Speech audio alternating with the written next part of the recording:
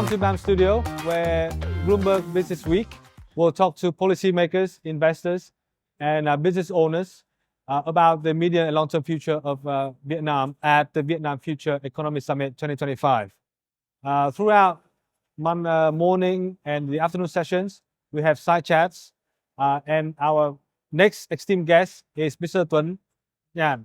And Tuấn, could you please introduce yourself? Sure. First of all, thank you very much for having me on your program. It's an honor to be here. And myself, I'm a Vietnamese American.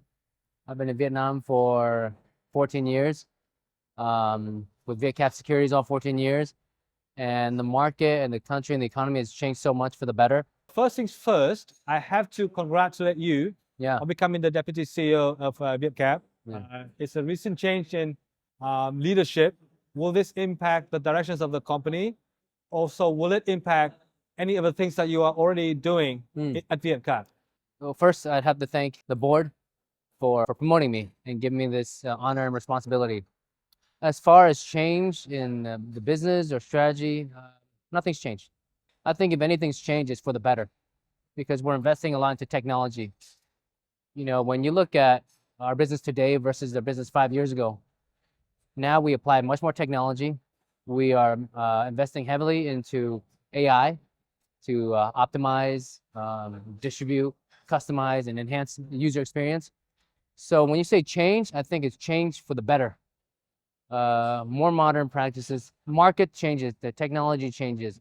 And so we as an organization have to adapt and execute accordingly. So I think that as far as change is, really modernizing the business, boosting technology, and really enhancing our product and services. Right. I think since you mentioned investments and softwares and apps, I think that naturally, the next question for me is AI affecting, because ChatGPT has only come about over the last couple of years, right?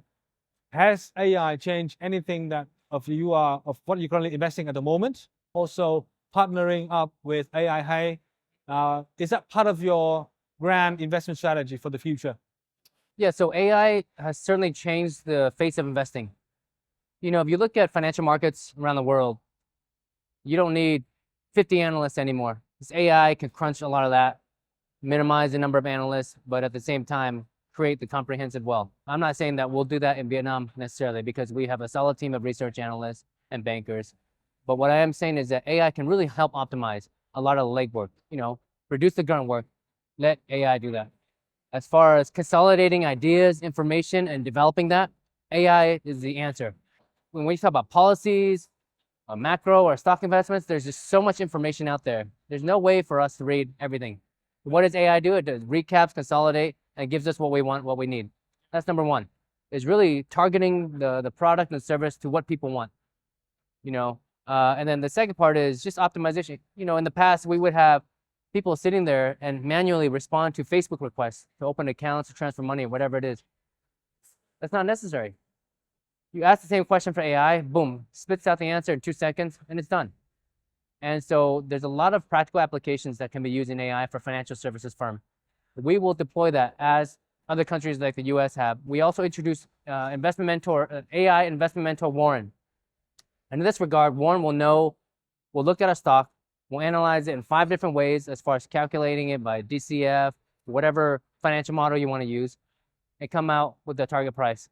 At the same time, it'll consolidate all of our research and put out a target price. So it's a game changer, and we will fully deploy that to help the investor make better decisions. Yeah. So what about your partnership with AI Hey currently that just made the news? AI Hey is the biggest and fastest growing in Vietnam as far as AI. The last number they had was, I think, 16 million downloads, 7.5 million active users per month. So they're very strong as far as content. They're very strong in mass affluent market.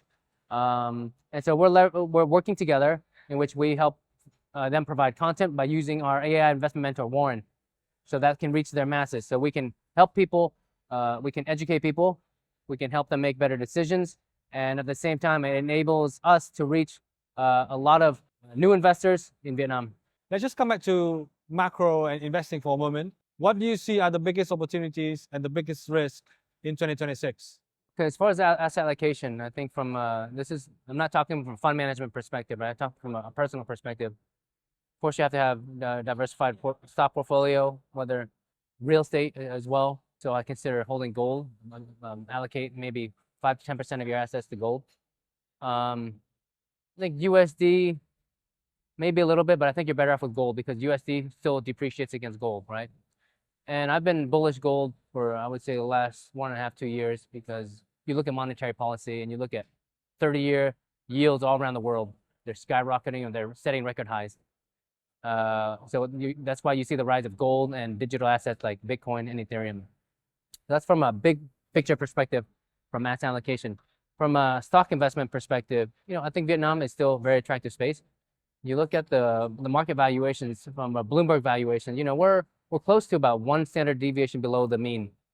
So forward valuation is still attractive. You're looking at about 12 times forward PE. PE perspective, we're still attractive. Now, one could say that Vietnam deserves a re-rating because you look at now, monetary policy, fiscal policy, really, really strong points right now. You look at how accommodative the government is when it comes to monetary policy. You look at how fast dispersing FDI and infrastructure investment. So we're really in a sweet spot, and I think those would be the space that you can see strengths in. As far as risk, I would say FX. You see the market correct a little bit due to the FX, and you can see the FX. You look at the black market rate; it's 28,000 versus a bank rate, which is about 26,300. Right? That's a big gap. Normally, when it's a gap that big, either the state bank will adjust the band for FX, or they'll come out with policy. They'll sell forward contracts to accommodate for the FX. So I'm watching FX. I'm watching the credit quota. Of course, I'm watching inflation. I think those would be the 3 key risks. But I think the opportunities are still there. The opportunities outweigh the risk when you talk about growth potential, the market development, and we just got upgraded from Vietnam, from Frontier to EM and FTSE. But the next one to watch is MSCI. So I think MSCI is possible within probably 2028, 2029. Yeah. And I'm glad that you mentioned currency depreciation and you're watching that very closely.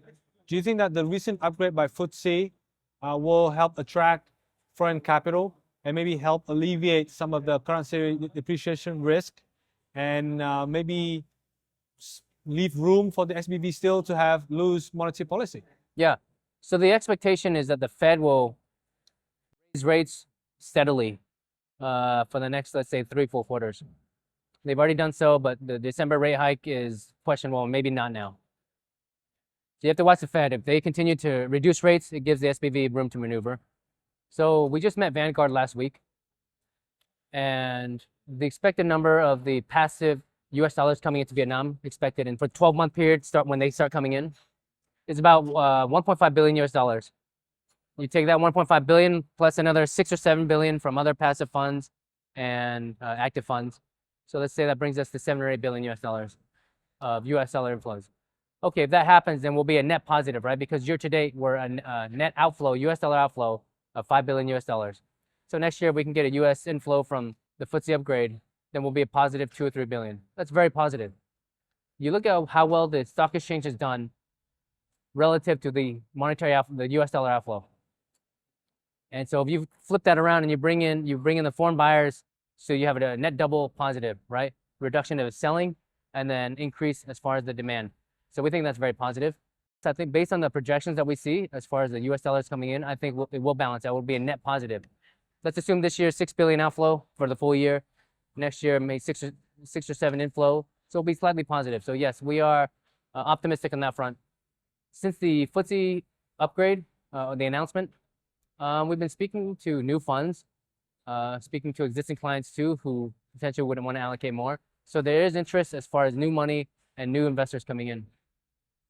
Wow, wonderful. So now, because you mentioned a little bit about this in the panel discussion that we just had, and I believe what you said is true, that is currency depreciation is one of the biggest risks, help explain the foreign outflow out of Vietnam, public markets, despite all the good stories that we all agree on.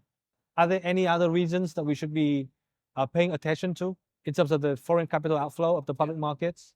I mean, it's not solely a function of Vietnam. It's just foreign outflows out of most EM markets, Europe. It's all piling back into AI and US. So Vietnam isn't a standalone case. It's really a function of the whole world putting money into US and whatnot. When we talk about monetary top policy, I think Vietnam's done extremely well in the last 5 years. I give a lot of credit to the State Bank of Vietnam, how they helped us navigate through COVID. They helped us navigate through the bond and credit crisis in 22, 23. I give a lot of credit to the central bank, SBB. I think macro-wise, I think we're in a really good position, and most investors would agree. It's just a matter of picking the stocks, and yeah, the FX would be a concern for them. But like I said, Vietnam has held up relatively well when we compare it to the regional peers. And so I think this year so far 6% year to date. I think next year should be flat, if not slightly, because yeah, of the factors that we discussed earlier. So am I sensing a yes to the next question, that is, given that the market has gone down for the last couple of weeks, Vietnam public equity market, it is a good opportunity to start dipping your cash if you still have any? Yeah, like I said, the valuations before, they're below the mean. You know, we're close to one standard deviation below the mean. And the question is, well, why are we one standard deviation below the mean when you have really good monetary policy, when you have really good fiscal policy, stable politics, stable macroeconomy, earnings growth, you know, all the positives are in place. So why should the PE be below the 10-year mean? That doesn't make any sense. On top of that, we have the upgrade into FTSE EM status, right?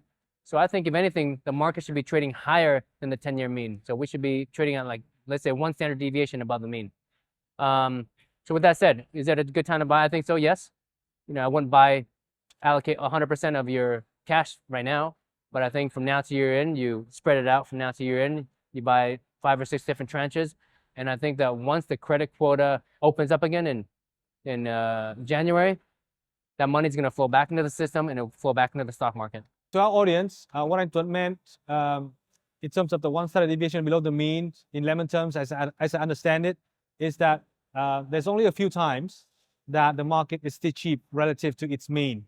And I may think of 2022 or 2018, 19, or 2020 when COVID happened. Those were the times when the market was trading below 1 or 2 standard deviation below its means. And those were the wonderful time to start buying, right? Yeah. But and those, remember, the 2 periods that Sun mentioned is that they were bad times, right? You have real estate / credit crisis and COVID where everything shut down. Right now, we're in a really good spot.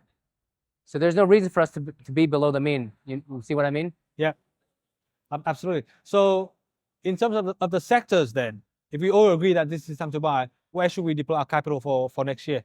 I think you should deploy money in select banks that are trading high quality banks, low cost of funds, high CASA, trading at 1.1 times price to book on 2026. So there's a handful of banks out there that meet that criteria and their quality. And then I would say real estate. Of course, real estate is higher beta, but in a market, if you're looking at a bull market, you want to be higher beta. On top of that, we had a credit crisis in 23 and 24. 24, 25, you look at real estate transactions, they're improving again. A lot of the real estate companies that we do business with, their pre-sales are doing really well. A lot of projects are sold out. And so a lot of those earnings will be booked in 2026. So that's why I think that there's a lot of forward momentum for the real estate sector. Yeah. Okay. And one of the things that the audience should know is that Vietcap is not only one of the top brokerage houses in Vietnam for retail clients. You guys are also very big in terms of investment banking. Some may even call you the Goldman Sachs of Vietnam. I'm not sure if you like it, but with the recent IPO market getting heated up, do you see these opportunities being big for you, for your firm? And what's this trend? Will this trend continue in 2026? Yeah, so we've secured several IPOs recently, some very sizable ones. We do think the trend will continue. You know, you look at capital markets right now, This is the best time for Vietnam. We've never seen average daily trading value this high. We've never seen the ticket size of deals this big. You know, if you were to talk to me 6 years ago and you were to say, Tuấn, is a $400 million a big deal? We say, oh man, that's a mega deal. But now you're like, okay, $400 million, it's pretty common, right? Wonderful. TCX, VPBS, there's some couple other deals coming forward in the future. So that the relative stance of where we were then versus now is a huge difference. You're going to see some new businesses, and you're going to see new deals to raise capital to grow existing businesses. So we're very excited in that space. Yeah, I'm very excited for you. I'm sure this is a fun time for you and your firm, and congratulations to your team as well. Yeah. Thank you so much for spending time with BAM Okay. Studio. Okay, fantastic. Thanks very much, Sung. Thank you. Bye. Yeah.